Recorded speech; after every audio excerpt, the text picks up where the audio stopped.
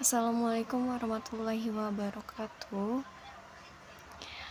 Di video ketiga ini, untuk memenuhi mata kuliah perekonomian Indonesia, saya Cici Isdiyanti dari kelas 03 SAKM 001 ruang A564.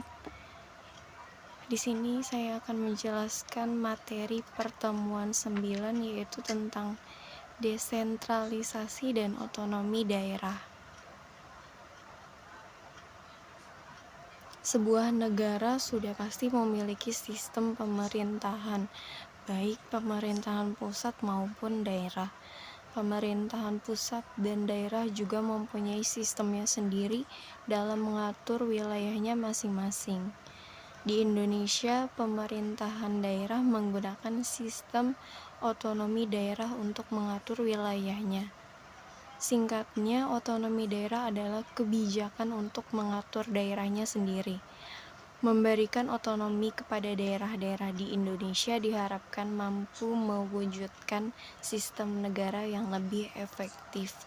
Selain otonomi daerah, sistem lainnya adalah desentralisasi.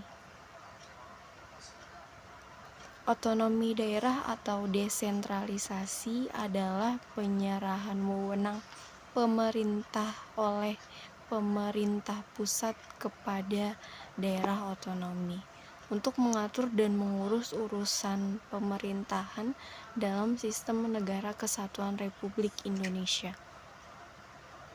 Otonomi daerah sebagai hak untuk mengatur urusan-urusan daerah dan menyesuaikan dengan peraturan yang sudah dibuat dengannya. Tujuan dari otonomi daerah adalah yang pertama, pendidikan politik. Yang kedua, menciptakan stabilitas politik. Yang ketiga, mewujudkan demokratisasi sistem pemerintahan di daerah. Yang keempat, membuka kesempatan bagi masyarakat untuk berpartisipasi dalam berbagai aktivitas politik di tingkat lokal.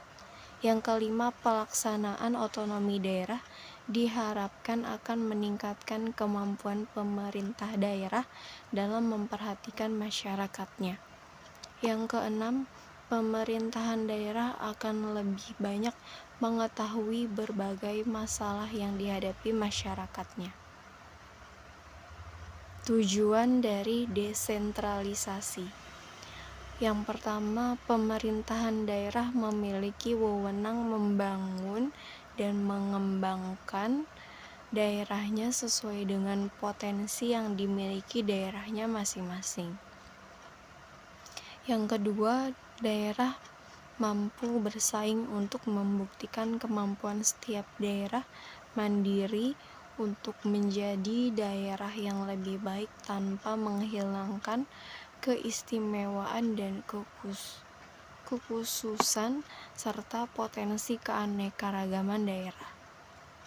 Yang ketiga, daerah juga harus mampu menjamin hubungan yang serasi antar daerah dengan pemerintah, artinya menjaga keutuhan wilayah NKRI demi mencapai tujuan negara.